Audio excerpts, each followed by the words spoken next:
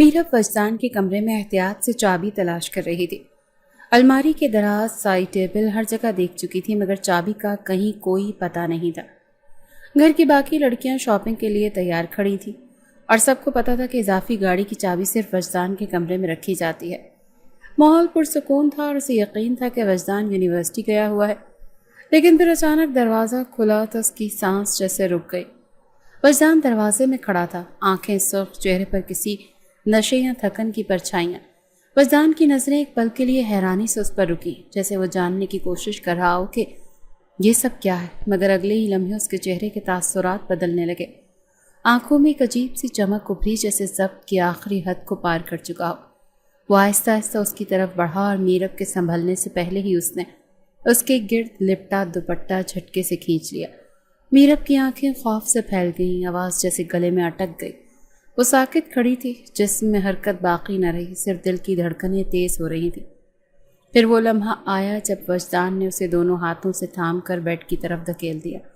میرب کا جسم جھٹکے سے بیڈ کے کنارے سے ٹکرا کر لڑکھڑایا تو وہ جیسے ہوش میں آئی تھی، ایک دم پیچھے ہٹنے لگی، سانس اکھڑ رہی تھی۔ آنکھوں میں الجھن اور خوف کے ساتھ وہ وجدان کو روکنے کی کوشش کرنے لگی، مگر وجدان اب صبر کھو بیٹھا تھا۔ کمرے میں خاموشی کی ایک بھیانک لہر دوڑ گئی اور دروازہ اب اندر سے بند ہو چکا تھا۔ شام کے سائے دھیرے دھیرے حویلی کی دیواروں پر اتر رہے تھے۔ کاظم شاہ حسب معمول اپنے بڑے کمرے میں بیٹھا تھا۔ سامنے بیٹھے تینوں بیٹے خاموشی سے اس کے فیصلے کا انتظار کر رہے تھے۔ دیوار پر آویزاں خاندانی شجرہ خاموش گواہ تھا، اس روایت کا جو نسل در نسل نبھائی جا رہی تھی۔ ہماری جائیداد چھوٹے موٹے کاروبار جیسی نہیں جو کسی کے نام پر ہو کر ختم ہو جائے۔ کاظم شاہ کی گہری آواز نے سکوت کو توڑا۔ میرب کی شادی خاندان سے باہر کر دی گئی تو سلمان کا حصہ بھی باہر چلا جائے گا۔ سلمان ان کا بیٹا، سلمان اور اس کی بیوی کا کچھ سال پہلے کار ایکسیڈنٹ میں انتقال ہو گیا تھا۔ میرب اس وقت حویلی میں ہی تھی اور اس کے بعد وہ ہمیشہ اس حویلی میں ہی رہی، سب رشتوں کے بیچ۔ کاظم شاہ کی نگاہیں مہران شاہ پر رک گئی تھیں۔ تمہارے بیٹے وجدان کے بارے میں کیا خیال ہے؟ مہران شاہ تھوڑا چونکا، پھر بولا، ابو وہ ابھی یونیورسٹی میں ہے، مگر نکاح تو ہو سکتا ہے، رخصتی بعد میں۔ بس طے ہو گیا، کاظم شاہ نے فیصلہ سنا دیا۔ مہران کی آنکھوں میں انکار تھا، لیکن اس نے فی الوقت خاموش رہنا ہی بہتر سمجھا۔ مگر اگلی صبح جب مہران شاہ نے وجدان سے بات کی تو ماحول بالکل بدل گیا۔ وجدان نے بات سنی، ماتھے پر بل آیا اور کرسی سے اٹھ کر کھڑا ہو گیا۔ نہیں ابو، میں یہ نکاح نہیں کرنا چاہتا۔ اس کی آواز تلخ تھی۔ میں نے سوچا ہے میں ماریہ سے شادی کروں گا۔ ماریہ؟ تمہاری خالہ کی بیٹی؟ مہران شاہ کے چہرے پر سختی اتر آئی۔ جی، اور میں اس سے محبت کرتا ہوں۔ میرب؟ وہ تو مجھ سے سیدھی طرح آنکھ اٹھا کر بھی بات نہیں کرتی، ہمیشہ جیسے میں غیر ہوں۔ تمہیں غیر اس لیے لگتی ہے کیونکہ وہ عزت دار ہے، مہران شاہ نے غصے سے کہا۔ تم اسے نہ سمجھے ہو اور نہ کبھی سمجھو کہ محبت عزت سے نہیں چلتی ابو، جذبات سے چلتی ہے، اور مجھے اس سے کوئی جذبات نہیں۔ وجدان نے ماتھے پر تیوری چڑھا کر کہا۔ اسی وقت مہران شاہ نے فون اٹھایا، کاظم شاہ کو کال کی اور سخت لہجے میں بولا، ابو آپ خود بات کریں اس سے۔ کاظم شاہ کے کمرے میں وجدان کو بلایا گیا۔ وہ اندر داخل ہوا تو سب بھائی پہلے سے موجود تھے۔ اس کے چہرے پر ناراضگی، عزت اور انا صاف دکھائی دے رہی تھی۔ سنا ہے تم نکاح سے انکار کر رہے ہو؟ کاظم شاہ نے نظریں اس پر گاڑ دی۔ جی دادا جان، میں مجبور ہوں۔ میرب اور میری سوچ میں زمین آسمان کا فرق، وہ میرے لیے نہیں ہے، وجدان نے بغیر کسی لگی لپٹی کے جواب دیا۔ تمہیں لگتا ہے کہ ہم نے یہ فیصلہ جذبات سے کیا؟ ہم نے خاندان بچانے کے لیے یہ قدم اٹھایا۔ سلمان کی جائیداد بھی اسی کی بیٹی کے نام ہے اور وہ بھی اب تمہارے نام آئے گی اگر تم نکاح کرو۔ دادا جان نے غصے سے وجدان کی طرف دیکھتے ہوئے کہا۔ مجھے کسی جائیداد کی لالچ نہیں، وجدان نے دو ٹوک کہا۔ کاظم شاہ مسکرایا۔ وہ جو خاموش بیٹھا تھا اٹھ کر آہستہ آہستہ اس کے قریب آیا۔ تمہیں محبت کی پڑی ہے اور مجھے خاندانی وقار کی۔ اگر تم نے اس نکاح سے انکار کیا تو یاد رکھو، میں تمہیں اپنی وراثت سے عاق کر دوں گا۔ جو کچھ تمہاری ماں کے زیر استعمال ہے وہ بھی واپس لے لوں گا، اور ہاں، یونیورسٹی کی فیس، گاڑی، سب کچھ بند ہو جائے گا۔ وجدان کی آنکھوں میں ایک لمحے کو حیرت اور صدمہ ابھرا، پھر اس نے رخ موڑ کر دروازے کی طرف دیکھا۔ دادا جان، آپ کو صرف جائیداد چاہیے؟ مجھے وہ نام چاہیے جس پر یہ جائیداد بنی ہے۔ اگر تم خاندان کے فیصلے کے خلاف جاؤ گے تو تمہیں یہ حق بھی نہیں ملے گا۔ کمرے میں خاموشی چھا گئی۔ کچھ لمحوں کے بعد وجدان نے پلٹ کر اپنے والد کی طرف دیکھا جب نظریں چرا رہا تھا۔ ٹھیک ہے، نکاح کر لوں گا، مگر یاد رکھیے گا یہ دل سے نہیں ہو رہا۔ وجدان کی نگاہ خلا میں کسی غیر مرئی نقطے کو گھور رہی تھی۔ نہ صحیح، وقت سب بدل دیتا ہے، کاظم شاہ نے کرسی پر بیٹھتے ہوئے کہا۔ وجدان باہر نکلا تو دروازے کے قریب کھڑی ماریا کی کال آ گئی۔ اس نے موبائل کان سے لگایا اور نیچی آواز میں بولا، وہ لوگ زبردستی نکاح کرا رہے ہیں، میں مجبور ہوں۔ ماریا کی آواز روحانسی ہو گئی۔ تو کیا میں اب ختم نہیں؟ کچھ دن بس، میں کچھ سوچتا ہوں۔ حویلی کے اندر یہ خبر جنگل کی آگ کی طرح پھیل گئی۔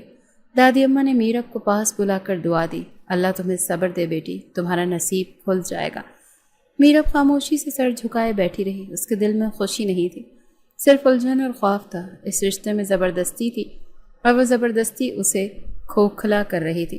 اس رات وجدان چھت پر کھڑا آسمان کو دیکھ رہا تھا، چہرے پر تلخی اور دل میں بغاوت تھی۔ میرب، اس نے دانت پیستے ہوئے کہا، تم نے مجھے کبھی اہمیت نہیں دی، اب تم میری بیوی بنو گی، دیکھنا تمہیں کیسی اہمیت دلاتا ہوں۔ اور وہ نیچے اترا، اپنے ارادے کے ساتھ، اپنے زخموں کے ساتھ اور ایک بدلے کی آگ کے ساتھ۔ ادھر میرب اپنے کمرے میں خاموش بیٹھی سوچ رہی تھی، کیا میری زندگی کا فیصلہ اب بھی دوسروں کے ہاتھ میں ہے؟ کیا میں صرف جائیداد ہوں؟ دونوں کا مقدر ایک دوسرے سے بن چکا تھا، مگر اس رشتے میں محبت کا سایہ تک نہیں تھا، صرف دباؤ، اناضد اور زہر بھری خاموشی تھی جس کا سکون وقت دے گیا تھا۔ یہ شاید خود وقت ہی بھرے گا۔ حویلی کے بڑے آنگن میں مولوی صاحب کی آواز گونج رہی تھی، قبول ہے، قبول ہے۔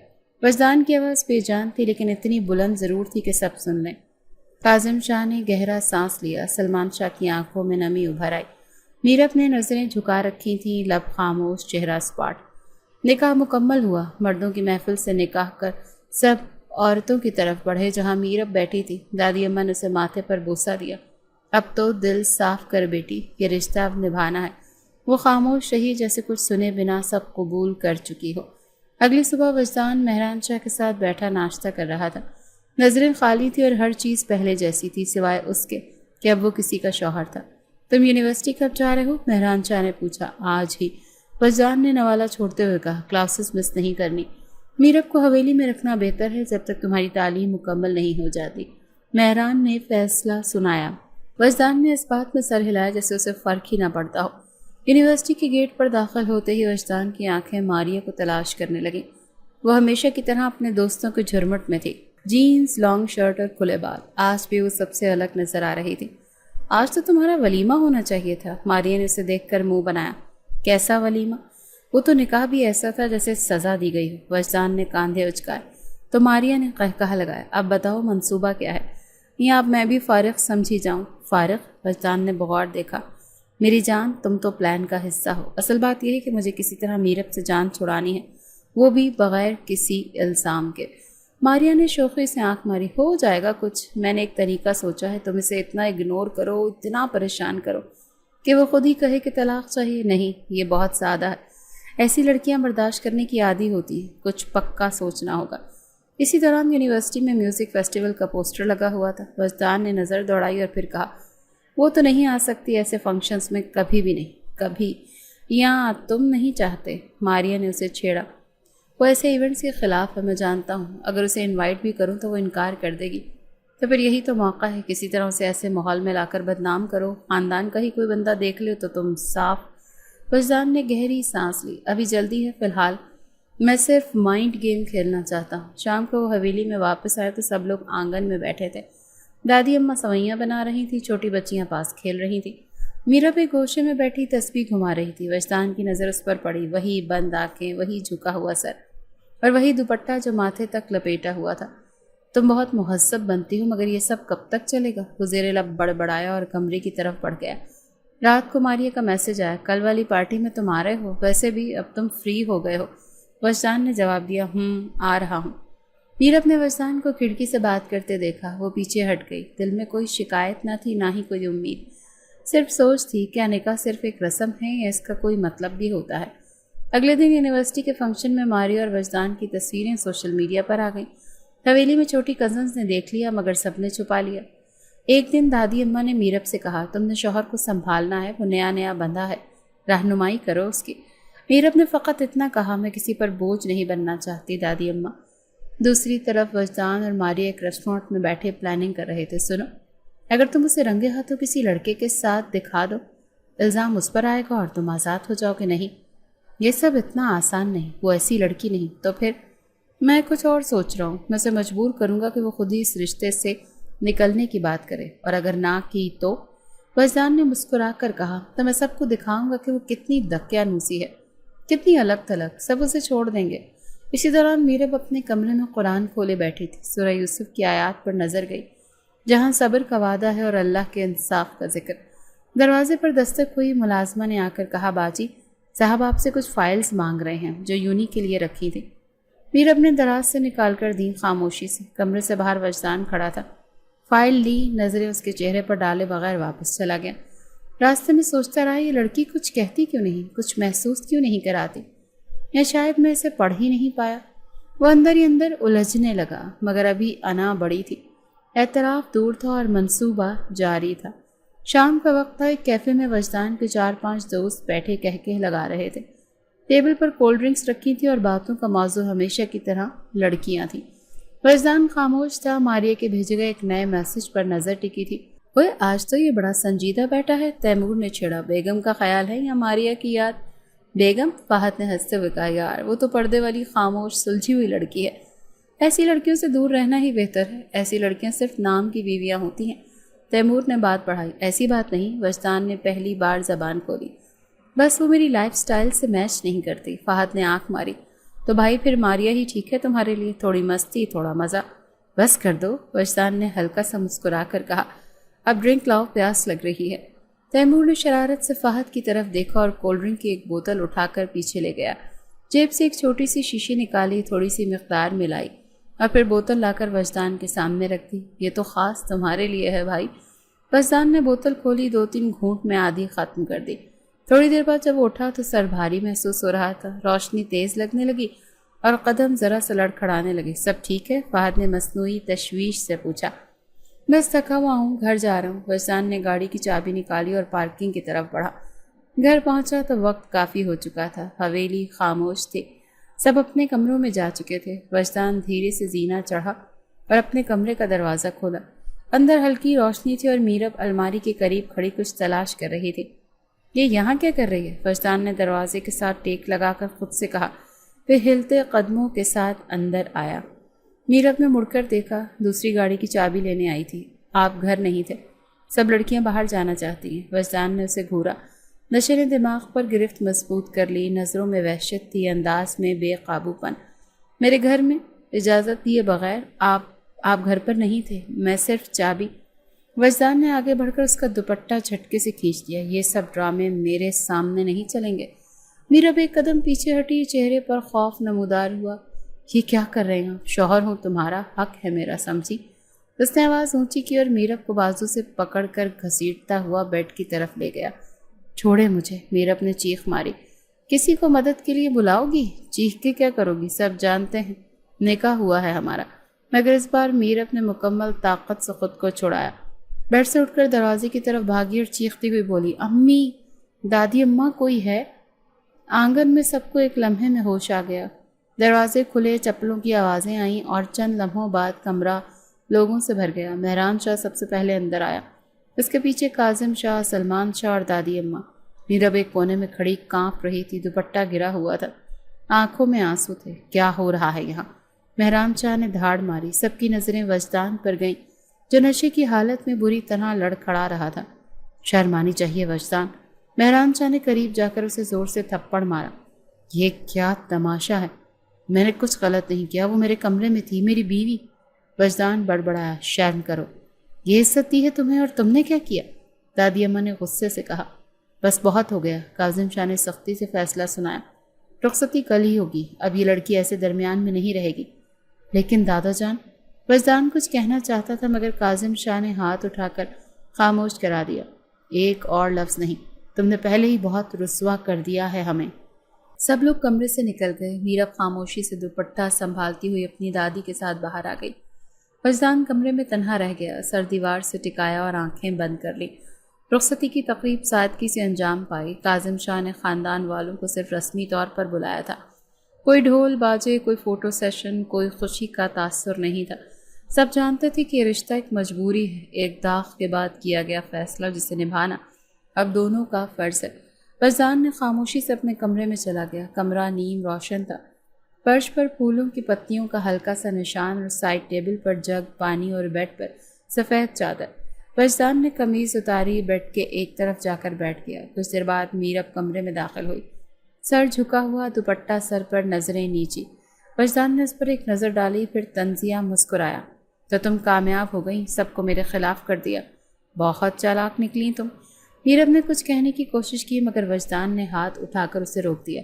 بس ایک لفظ بھی نہیں، تمہیں تو شاید فخر ہوگا سب کے سامنے مجھے ذلیل کروا دیا، لیکن آج تمہیں وہ مقام دوں گا جو ایک شوہر دیتا ہے، چاہے تم قبول کرو یا نہیں۔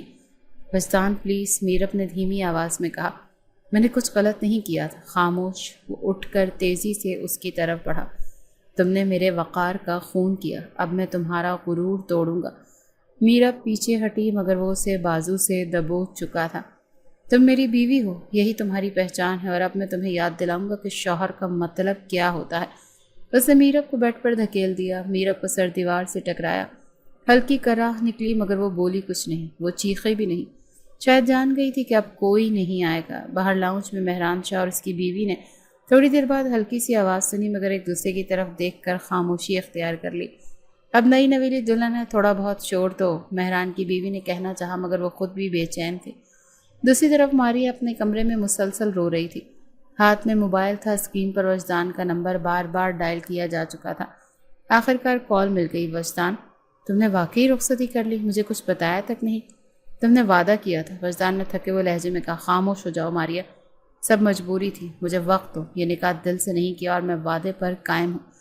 مجھے لگا تم مجھے چھوڑ چکے ہو، ایسا کچھ نہیں، تم اب بھی میری زندگی ہو، بس اب صرف نام کا رشتہ ہے، ختم کر دوں گا سب، بس موقع چاہیے۔ ماریا نے آنسو پہنچے، تم جھوٹ نہ بولو ورنہ میں خود کچھ کر بیٹھوں گی، بس اب بچوں جیسی باتیں نہ کرو، آرام کرو، سب ٹھیک ہو جائے گا۔ وجدان نے کال بند کی، فون میز پر رکھا اور ایک نظر بیڈ پر لیٹی میرب پر ڈالی جو ساکت پڑی تھی۔ وہ نہ رو رہی تھی نہ بول رہی تھی، صرف آنکھیں بند تھی۔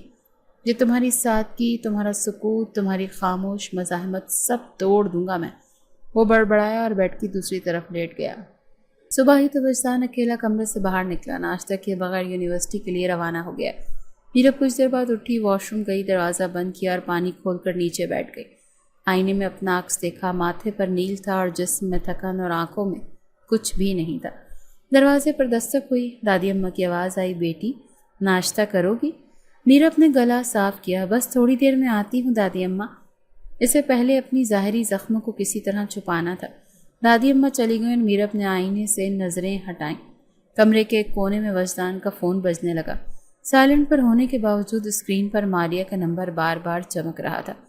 دوسری طرف مہران شاہ ڈرائنگ روم میں بیوی سے کہہ رہا تھا کہ مجھے کچھ ٹھیک نہیں لگ رہا۔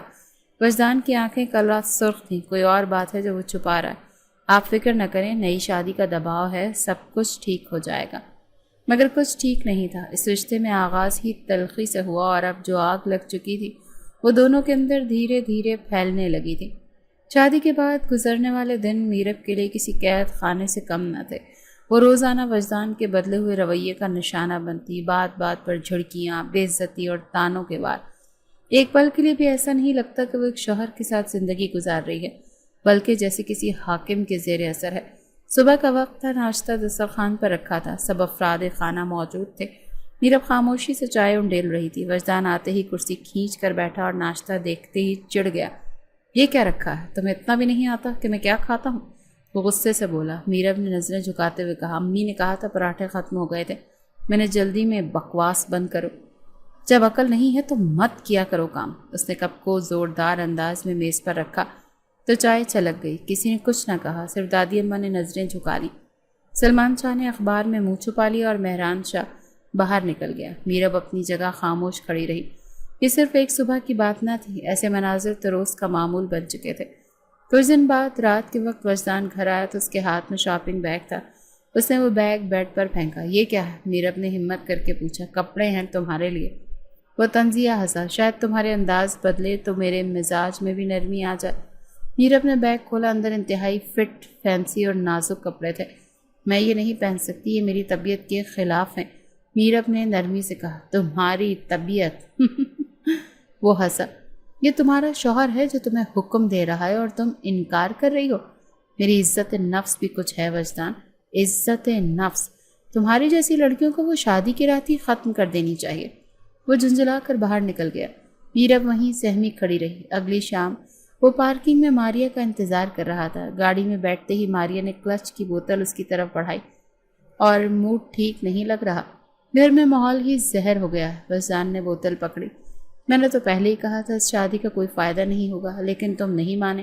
ماریا نے اس کی آنکھوں میں جھانک کر کہا، اب بات طلاق تک نہیں گئی تو صرف دادا جان کی وجہ سے، باقی سب کچھ میرے اختیار میں ہے۔ تو پھر نکلو اس ڈرامے سے، مجھ پر فوکس کرو۔ کوشش کر رہا ہوں لیکن ابھی وقت لگے گا، وجدان نے آہستہ سے کہا۔ دوسری طرف میرب کھڑکی سے نیچے لان میں کھیلتے بچوں کو دیکھ رہی تھی۔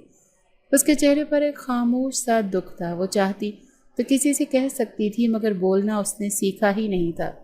کچھ دیر بعد وجدان واپس آیا، دروازہ زور سے کھولا۔ کیا پکایا ہے کھانے میں؟ دال اور چکن۔ پھر وہی بکواس۔ اس نے پلیٹ اٹھا کر دیوار پر دے ماری۔ سالن قالین پر پھیل گیا۔ میرے ساتھ ایسے سلوک کا کوئی جواز نہیں، میرب نے تھکی ہوئی آواز میں کہا۔ جواز؟ تمہیں جواز کی سمجھ ہی نہیں۔ وجدان نے دروازہ زور سے بند کیا اور باہر نکل گیا۔ کمرے میں مکمل خاموشی چھا گئی۔ فرش پر پھیلے سالن، کانچ کی کرچیاں اور نیچے جھکی ایک لڑکی کی خاموشی ایک بدحال رشتے کا عکس بن چکی تھی۔ میرب سارا دن وجدان کے رویے کو لے کر پریشان رہی۔ رات کو جب سب سونے لگے تو میرب نے میز پر کھانے کی پلیٹ رکھی۔ کھا لیجیے، آپ نے دوپہر سے کچھ نہیں کھایا۔ نہیں چاہیے، تم کھا لو، اور ہاں کل کپڑے استری کرنا یاد رکھنا، میٹنگ ہے میری، ٹھیک ہے؟ یہی ایک لفظ اس کی زندگی بن چکا تھا۔ ہر دن ہر جواب میں بس یہی ایک لفظ سننے کو ملتا تھا، ٹھیک ہے۔ اگلے دن میرب نے کپڑے پریس کیے، شوز پالش کیے، ناشتے کا انتظام کیا، سب کچھ وقت پر مکمل کیا، مگر پھر بھی وجدان نے نکلتے وقت کہا، بریڈ زیادہ سیک دی، اگلی بار دھیان سے۔ دوپہر کو آمنہ بیگم کمرے میں داخل ہوئی۔ میرب الماری سے کپڑے نکال رہی تھی۔ بیٹا سب ٹھیک ہے نا؟ تم کچھ بولتی نہیں، کبھی شکایت نہیں کرتی۔ امی جی، جس رشتے میں زبان بند کرنا سیکھا ہو وہاں شکایت کرنا مشکل ہو جاتا ہے۔ مجھے لگتا ہے تم برداشت کرتے کرتے کہیں اندر سے ٹوٹ نہ جاؤ۔ اندر سے تو کب کی ٹوٹ چکی ہوں، اب تو بس باہر کی سالمیت باقی ہے۔ اس دن کے بعد آمنہ بیگم اکثر اسے وقت دیتی، کبھی ساتھ بیٹھتی، کبھی بات کرنے کی کوشش کرتے، مگر میرب کی زبان ہمیشہ نرمی سے لبریز رہتی، جیسے کسی نے بہت کچھ سہ کر چپ رہنے کا ہنر سیکھ لیا ہو۔ ایک شام وجدان ماریا سے ویڈیو کال پر بات کر رہا تھا۔ کمرہ بند تھا اور ہنسی مذاق کا ماحول تھا۔ سنو، میں کل تمہیں ریسٹورنٹ لے کر جا رہا ہوں، نیلا ڈریس پہننا، تم پر بہت جچتا ہے۔ اوہ ہو، ابھی بھی یاد ہے؟ ماریا نے ہنستے ہوئے کہا، سب یاد ہے۔ اس نے کہا کہ زندگی نہیں، تم ہی ہو میری اصل۔ دروازے کے باہر میرب پانی کا گلاس ہاتھ میں لیے کھڑی تھی۔ وہ اندر نہ گئی، نہ کچھ کہا، صرف واپس مڑ کر چلی گئی۔ وہ جانتی تھی کہ اس کا وجود وجدان کی ترجیح نہیں، لیکن وہ یہ بھی جانتی تھی کہ سچائی وقت کے ساتھ خود کو ثابت کرتی ہے۔ دھیمی دھیمی سردیوں کی دوپہر تھی اور آمنہ بیگم نے میرب کو کمرے میں بلایا۔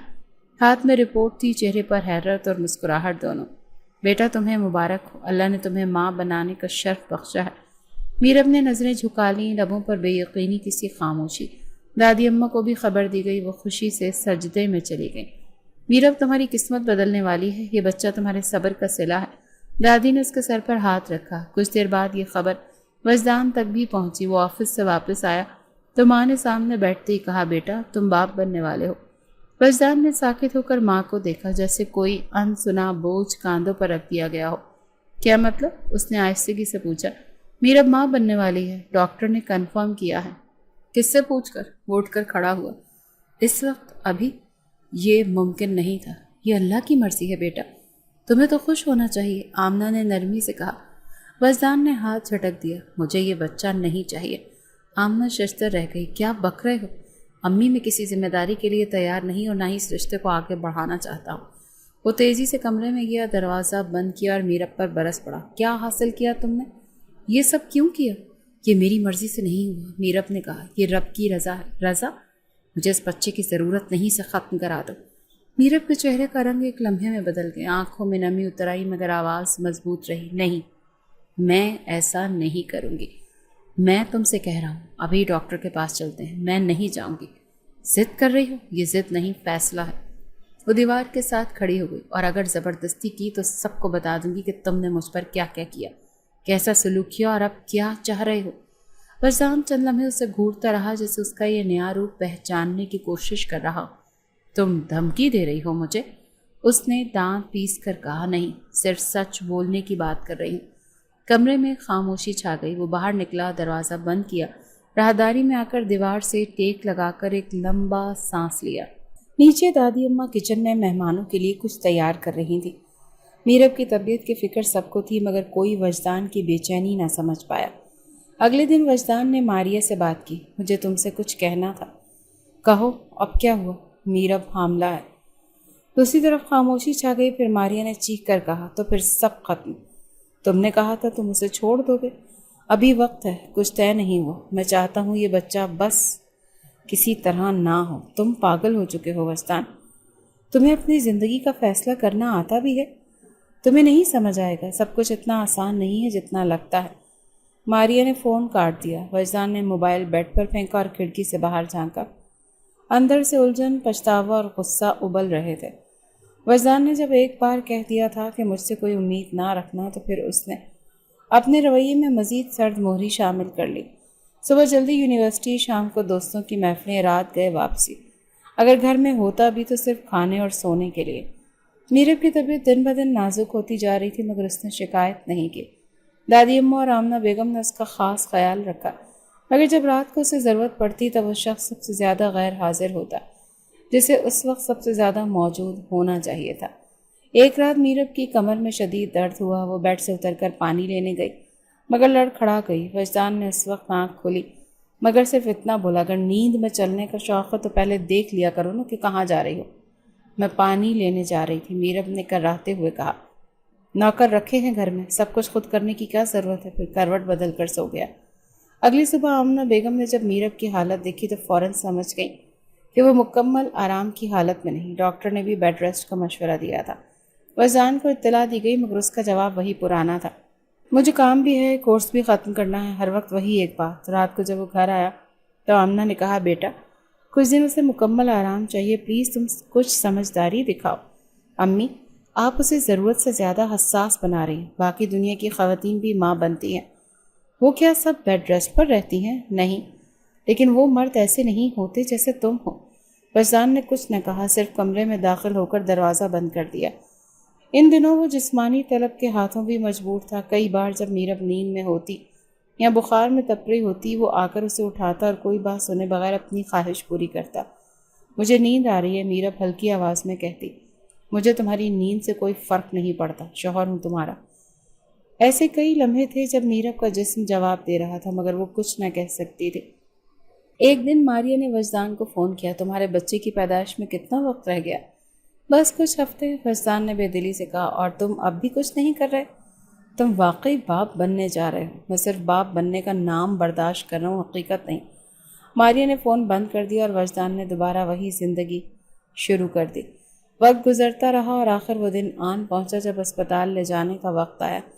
रात के वक्त मीरब को शदीद दर्द हुआ। आमना बेगम और मेहरान शाह फ़ौरन गाड़ी में उसे ले गए। वजदान को इत्तला दी गई, मगर वो फ़ोन बंद किए किसी दोस्त के घर महफिल में मौजूद था। सुबह जब वापस आए तो दादी अम्मा ने दरवाज़ा खोलते खुशखबरी सुनाई कि अल्लाह ने तुम्हें बेटी दी है। रुमैसा, क्या नाम रखा है हमने? बेटी? वजदान की आंखों में खालीपन उतर आया। हाँ बेटी, माशाल्लाह बड़ी प्यारी है। सब तुम्हारे मुंतज़िर थे अस्पताल में। मैं थका हुआ हूँ, बाद में जाऊँगा।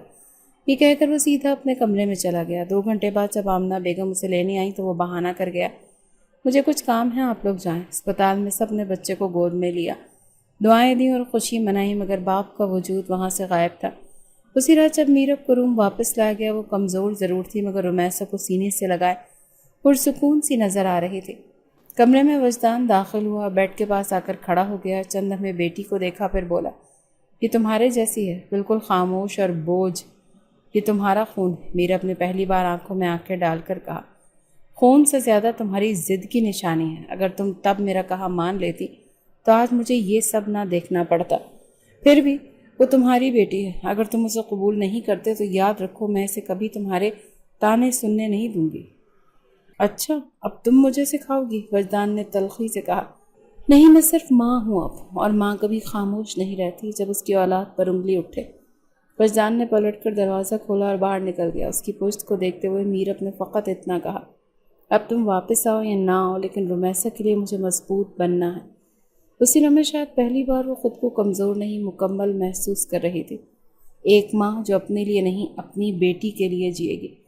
رومیسا کی پیدائش کو 1 مہینہ ہو چکا تھا۔ آمنہ بیگم اور دادی اماں اس کے گرد گھومتی رہتی تھی، ہر پل اسے گود میں لیے جھلاتی رہتی۔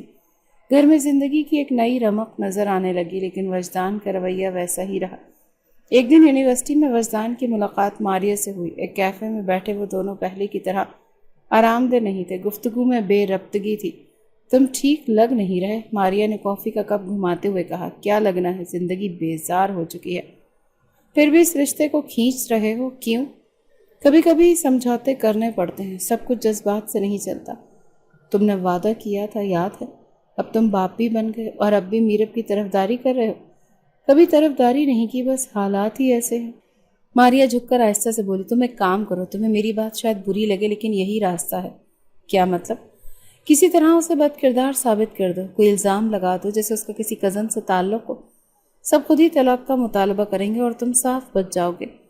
فیضان کی آنکھوں میں لمحے بھر کو حیرت پر غصہ ابھرا۔ کیا بکواس کر رہی ہو؟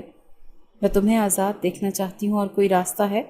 صاف سیدھی طلاق دو گے تو سب تمہیں برا کہیں گے، اس طرح الزام اس پر آئے گا اور تمہارے لیے راستے ہموار ہو جائیں گے۔ تمہیں اندازہ ہے تم کیا کہہ رہی ہو؟ وہ لڑکی اگر خاموش ہے تو اس کا مطلب یہ نہیں کہ وہ بد کردار ہے اور تمہیں اس پر اب ہمدردی ہونے لگی؟ نہیں، مگر جھوٹا الزام لگا کر کسی کی زندگی برباد کرنا یہ میں نہیں کر سکتا۔ ماریہ نے نخوت سے کہا۔ تو ٹھیک ہے، پوری زندگی اس کے ساتھ گزار دو، اسی چپ سی لڑکی کے ساتھ جو نہ ہنستی ہے نہ بولتی ہے۔ کم از کم وہ وفادار ہے، اور تمہاری سوچ مجھے ششدر کر گئی ہے۔ ماریہ نے تلخی سے کہا۔ اچھا، اب تم مجھ پر انگلی اٹھا رہے ہو؟ میں بس یہ سوچ رہا ہوں کہ جس لڑکی کو میں ہمیشہ سمجھدار اور مخلص سمجھتا رہا، وہ اتنی گری ہوئی سوچ بھی رکھ سکتی ہے؟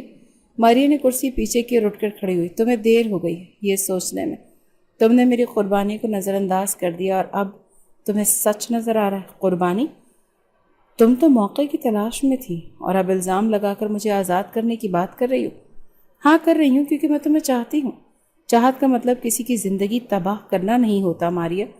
ماریہ نے غصے سے بیگ اٹھایا اور کیفے سے نکل گئی۔ وجدان کچھ دیر اپنی جگہ ساکت بیٹھا رہا، پھر خاموشی سے بل ادا کر کے باہر آ گیا۔ وجدان کا ذہن الجھا ہوا تھا، ایک طرف ماریہ کا مطالبہ تو دوسری طرف میرب کی خاموش برداشت۔ ماریہ سے جھگڑے کے بعد وہ کئی دن خاموش رہا، نہ فون کیا نہ میسج، مگر ذہن میں بار بار اس کی باتیں گونجتی رہی۔ چند دن بعد اس نے خود ماریہ کو فون کیا۔ ہمیں بات کرنی چاہیے۔ کیا رہ گیا بات کرنے کو؟ ماریہ کی آواز میں خفگی تھی۔ ابھی بہت کچھ باقی ہے، کل شام 6 بجے پرانے ریسٹورانٹ میں آ جانا۔ اگلی شام ماریہ کی دی ہوئی جگہ پر وجدان اسے پک کرنے گیا۔ وہ دونوں اپنے پسندیدہ ریسٹورانٹ پہنچے۔ ماریہ نے گاڑی سے اپنا پرس اٹھایا اور وجدان کے ساتھ اندر چلی گئی۔ جیسے ہی ٹیبل پر بیٹھی اسے یاد آئی کہ اس کا موبائل گاڑی میں رہ گیا۔ فون۔ ماریہ پیچھے مڑی۔ ارے میرا موبائل شاید اندر رہ گیا، میں لاتا ہوں، تم کچھ آرڈر کرو۔ وجدان وہاں سے اٹھا اور گاڑی کی طرف گیا۔ فرنٹ سیٹ سے موبائل اٹھایا، لیکن اس کے ذہن میں کچھ اور خیال آیا۔ گاڑی میں بیٹھ کر اس نے فون ہاتھ میں لیا۔ ماریہ کا فنگر پرنٹ پہلے سے سیٹ تھا۔ اس نے انگلی اسکرین پر رکھی اور فون ان لاک ہو گیا۔ تھوڑی دیر تک وہ فون کا ہوم پیج دیکھتا رہا، پھر واٹس ایپ کھولا۔ سب سے اوپر ایک چیٹ تھی۔ عرفان۔ میسج تھا۔ کل رات تمہارا میسج پڑھ کر نیند نہیں آئی، اگلی ملاقات کب؟ وجدان کے چہرے پر ایک عجیب سا سکوت چھا گیا۔ اس نے نیچے اسکرال کیا۔ ایک اور چیٹ۔ ریحان۔ میسج تھا۔ پچھلی بار کافی ہاٹ لگ رہی تھی تم، اگلی بار زیادہ وقت نکالنا۔ مزید چیٹس۔ عبید، سعد، ماجد، سب کے ساتھ دوستانہ اور بعض جگہوں پر تصویریں، کچھ جگہ پر آڈیو پیغامات۔ وجدان کا تو حلق خشک ہونے لگا۔ اس نے ایک آڈیو کلپ پلے کیا۔ اس نے فون بند کر دیا۔ چہرے پر سرد مہری اتر آئی۔ چند لمحے خاموش بیٹھا رہا، پھر گاڑی سے اترا۔ اندر ماریہ صوفے پر بیٹھی کافی کا آرڈر دے رہی تھی۔ فون مل گیا؟ وہ مسکرائی۔ وجدان نے فون اس کے سامنے رکھا۔ ہاں مل گیا، شکر ہے، یہ فون ہی میری جان ہے۔ پتہ ہے جان بھی لے سکتا ہے۔ کیا مطلب؟ ماریہ نے چونک کر دیکھا۔ کچھ نہیں، بس خیال آیا۔ وجدان نے پرسکون انداز میں کہا۔ اب مجھے واپس اتنی جلدی؟ ہاں، کچھ سوچنا ہے، کچھ بدلنا ہے، کل ملیں، دیکھتے ہیں۔ گاڑی میں واپس بیٹھ کر اس نے لمبی سانس لی۔ باہر کی روشنیوں میں چمکتے چہرے اس کے سامنے اندھیرے ہو گئے۔ گھر پہنچ کر کمرے میں داخل ہوا۔ میرب بیٹی کو گود میں لیے سلا رہی تھی۔ آپ آ گئے، کھانا گرم کر دوں؟ نہیں، رومیسا سو گئی، ابھی سونے والی ہے۔ آج وہ بہت پیاری لگ رہی ہے۔ میرب نے چونک کر دیکھا، کچھ کہنے لگی مگر چپ رہ گئی۔ وجدان کرسی پر ہاتھوں میں سر رکھ کر بیٹھا رہا۔ آج وہ پہلی بار کسی دکھ کو اپنے اندر سے محسوس کر رہا تھا، لیکن یہ دکھ کسی اور کے رویے کا نہیں، اپنی عقل پر بھروسے کا تھا، اور یہ احساس شاید اب اسے بدلنے پر مجبور کرنے والا تھا۔ اگلی صبح وجدان کی آنکھ بہت دیر سے کھلی۔ نیند کے دوران بھی رات کی باتیں دماغ میں گردش کرتی رہی۔ ماریا کے موبائل کی چیٹس، وہ آڈیو کلپس، وہ پیغامات، سب ایک ایک کر کے ذہن پر ہتھوڑے کی طرح برسنے لگے۔ فون اٹھا کر ماریا کو کال کی۔ اس نے فوراً سے فون اٹھایا جیسے انتظار میں ہو۔ ہیلو وجدان، تم ٹھیک ہو؟ ہمیں مزید بات نہیں کرنی چاہیے، یہ سب ختم ہونا چاہیے۔ کیا تم مذاق کر رہے ہو؟ نہیں، میں سنجیدہ ہوں، ہم بہت آگے نکل آئے ہیں، غلط سمت میں۔ بس تم بھی باقی مردوں کی طرح نکلے، جب کام نکلا تو محبت، وعدے سب بیکار۔ محبت اگر اتنی سچی ہوتی تو تمہیں اتنے عرفان، ریحان اور عبید یاد نہ رہتے۔ فون پر خاموشی چھا گئی۔ تم نے میرا فون چیک کیا؟ ماریا کی آواز اب کانپ رہی تھی۔ ہاں، اور اب مجھے مزید کچھ جاننے کی ضرورت نہیں۔ وجدان پلیز، میں تم سے محبت کرتی ہوں، وہ صرف باتیں تھیں، دل تو تم سے لگا ہے۔ محبت لفظوں میں نہیں، عمل میں نظر آتی ہے۔ تم جو ہو میں دیر سے سمجھا ہوں، لیکن اب مزید دیر نہیں کر سکتا۔ فون بند کر کے وجدان کچھ دیر ساکت بیٹھا رہا، پھر آہستہ سے دروازہ کھولا اور نیچے آنگن کی طرف گیا۔ آمنہ بیگم صوفے پر بیٹھی رمیسا کو گود میں لے کر کھیل رہی تھی۔ دادی اماں قریب بیٹھی دعائیں پڑھ رہی تھی۔ امی، آمنہ نے چونک کر بیٹے کو دیکھا۔ خیریت؟ اس وقت بس یوں ہی کچھ دیر رمیسا کے پاس بیٹھنا چاہتا ہوں۔ آمنہ نے بچی اس کی گود میں دے دی۔ وجدان نے اسے گود میں لیا، پہلی بار گہری نظر سے دیکھا۔ چھوٹے ہاتھ، نرم بال، بند آنکھیں۔ یہ تمہاری بیٹی ہے بیٹا، اللہ کی نعمت، تمہیں کچھ بدلنا ہوگا، آمنہ نے دھیرے سے کہا۔ وجدان نے اس بات میں سر ہلایا۔ دوپہر کے وقت جب وہ کمرے میں داخل ہوا تو میرب کتاب پڑھ رہی تھی۔ اس نے دروازے کی آواز سنی، نظریں اٹھائیں اور پھر دوبارہ کتاب کی طرف متوجہ ہو گئی۔ بات کرنی ہے تم سے، وجدان نے کہا۔ جی، میں ماریا سے بات ختم کر چکا ہوں۔ اچھا، تمہیں شاید یقین نہ آئے، لیکن اب مجھے اپنی غلطیاں سمجھ آ رہی ہیں۔ میرب نے کتاب بند کی، گہری سانس لی اور پھر آہستگی سے بولی، وجدان، میں بھی آپ سے کچھ کہنا چاہتی ہوں۔ کہو، مجھے طلاق دے دیں۔ وجدان نے پلکیں جھپکائیں، جیسے سنا ہوا یقین نہ آ رہا ہو۔ میں سب کو یہی کہوں گی کہ فیصلہ میرا تھا، آپ پر کوئی الزام نہیں آئے گا، اور میں جائیداد بھی آپ کے نام کر دوں گی۔ وجدان کو ایسا لگا جیسے زمین رک گئی۔ یہ سب کیوں؟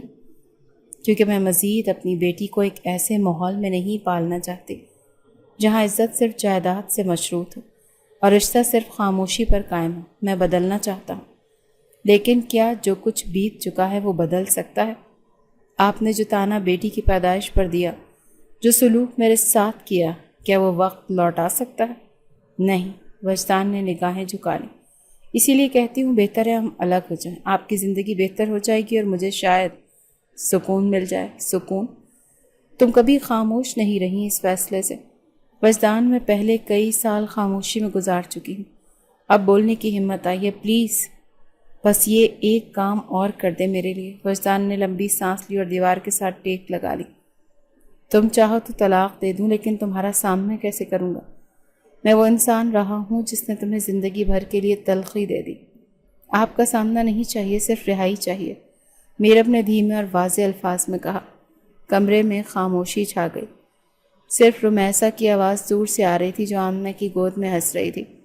وجدان نے دروازے کی طرف دیکھا، پھر آہستہ سے بولا، مجھے سوچنے دو، شاید تمہارے الفاظ ہی میرے ضمیر کی آخری دستک ہیں۔ میرب نے کچھ نہیں کہا، وہ جانتی تھی اب کچھ باتیں صرف خاموشی میں مکمل ہوتی ہیں، اور آج وہ خاموشی دنیا کے دونوں کے درمیان بول رہی تھی، اور پہلی بار وجدان اسے سن رہا تھا۔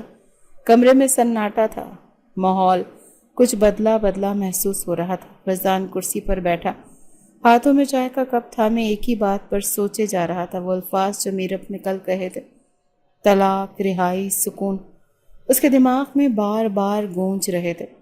وہ جانتا تھا اب فیصلہ صرف الفاظ کا نہیں، عمل کا تھا۔ اسی سوچ کے ساتھ وہ اگلی صبح جلدی جاگا۔ ناشتے کی میز پر سب حیران رہ گئے جب اس نے پہلی بار خود جا کر میرب سے پوچھا، تمہارے لیے کچھ خاص بنواؤں؟ آج چائے میں خود بنا رہا ہوں۔ میرب نے چونک کر دیکھا، پھر نظریں جھکا لی۔ جی، جو آپ چاہیں۔ دادی اماں نے دور سے سر ہلایا۔ آمنہ بیگم نے مسکراتے ہوئے آنکھیں بند کی۔ کسی نے کچھ کہا نہیں، لیکن سب محسوس کر چکے تھے کہ کچھ بدل رہا ہے۔ اس دن کے بعد وجدان نے اپنی عادتیں بدلنا شروع کر دیں۔ رمیسا کو گود میں لینا، اسے دودھ پلانے میں میرب کی مدد کرنا، بازار سے خود بچے کا سامان لانا، یہ سب اس نے بغیر کسی دکھاوے کے کرنا شروع کر دیا۔ میرب طلاق کا مطالبہ کیے ہوئے تھی، لیکن وجدان کا دل بدل چکا تھا۔ وہ اس رشتے کو قائم رکھنا چاہتا تھا۔ ایک شام وہ گھر دیر سے آیا، ہاتھ میں گفٹ بیگ تھا۔ اندر جا کر اس نے میرب کو دیا۔ یہ تمہارے لیے ہے۔ کس خوشی میں؟ میرب نے پوچھا۔ ویسے ہی، تمہاری مسکراہٹ کے لیے۔ آپ کو میری مسکراہٹ کی فکر کب سے ہونے لگی؟ جس دن تم نے کہا تھا تم رہائی چاہتی ہو، اس دن سے مجھے خود پر شرم آنے لگی۔ میرب نے گفٹ لیا بغیر کچھ کہے۔ چند دن گزرے، رمیسا کی سالگرہ قریب آ رہی تھی، مگر کوئی رسمی تقریب کا ذکر نہیں ہوا تھا۔ اس بار وجدان نے خفیہ طور پر کچھ اور ہی سوچ رکھا تھا۔ سالگرہ کے دن صبح وہ خود مارکیٹ گیا، بچوں کی شاپنگ کی، چھوٹا سا کیک خریدا اور ایک ہوٹل میں بکنگ کروائی۔ رات کو آ کر میرب سے بولا، چلو تمہیں اور رمیسا کو باہر لے کر جا رہا ہوں۔ کہاں؟ بس چلو نا، سرپرائز ہے۔ میرب نے ہچکچاتے ہوئے رمیسا کو تیار کیا اور خاموشی سے گاڑی میں بیٹھ گئی۔ ہوٹل کے پرائیویٹ ہال میں روشنی مدھم تھی، کیک، غبارے اور نرم موسیقی کا اہتمام تھا۔ ایک چھوٹی میز پر رمیسا کے نام کی شمع روشن تھی۔ یہ سب آپ نے؟ میرب نے حیرانی سے پوچھا۔ ہاں، کیونکہ وہ صرف تمہاری بیٹی نہیں، میری بھی تو ہے، اور تم صرف ایک ماں نہیں، میری بیوی ہو۔ کیک کاٹنے کے بعد وجدان نے رمیسا کو آمنہ بیگم کے حوالے کیا، جو پہلے سے وہاں موجود تھیں۔ پھر میرب کو لے کر ہال کے ایک الگ گوشے میں جا بیٹھا۔ میں جانتا ہوں میری ایک معافی تمہارے زخموں کا مرہم نہیں بن سکتی، لیکن میں چاہتا ہوں کہ تم صرف ایک موقع اور دو، اور مجھے خود کو بہتر بنانے کا۔ وجدان، وقت گزر چکا، ہم دونوں کے درمیان جو ہو چکا وہ نہیں مٹ سکتا، لیکن سدھارا تو جا سکتا ہے۔ میں تمہیں عزت دوں گا، وہ سب دوں گا جو تم نے کبھی مانگا بھی نہیں، اور جو آپ نے لیا، سکون، خاموشی، عزت نفس، میں وہ سب لوٹانا چاہتا ہوں۔ یہ کہتے ہوئے اس کی آواز رند گئی۔ اس نے اپنی جیب سے ایک چھوٹی سی چین نکالی جس میں رمیسا کا نام کندہ تھا۔ یہ تمہارے لیے نہیں، ہماری بیٹی کی نشانی ہے۔ جب بھی تم اسے دیکھو تمہیں میرا آج کا وعدہ یاد آئے گا۔ میرب خاموشی سے چین پکڑتی ہے، آنکھوں میں نمی تیرنے لگتی ہے۔ پہلی بار اس کا دل چاہتا ہے وہ اسے آواز سے نہیں، سکون سے جواب دے۔ کیا مجھے یقین کرنا چاہیے؟ نہیں، مجھے ثابت کرنے کا موقع دو۔ یقین تو خود ہی ہو جائے گا۔ رات دیر تک وہ تینوں ہوٹل میں بیٹھے رہے۔ رمیسا نیند میں جھولتی رہی اور وجدان اپنی زندگی کے سب سے خاموش اور مکمل لمحات کو محسوس کرتا رہا۔ واپسی پر گاڑی میں مکمل خاموشی تھی، مگر یہ خاموشی اب بوجھ نہیں تھی، بلکہ ایک نئی شروعات کی علامت بن چکی تھی۔ گھر پہنچ کر میرب دروازہ کھولتے ہوئے بولی، میں چین سنبھال کر رکھ لیتی ہوں اور آپ اپنے وعدے سے سنبھال لیجیے گا۔ وجدان نے مسکرا کر اس بات میں سر ہلایا۔ کہانی کے اس موڑ پر وہ دونوں اپنے ماضی کو لے کر شرمندہ تو تھے، مگر مستقبل کے لیے تیار بھی، اور یہی قبولیت ان کے رشتے کی اصل بنیاد تھی۔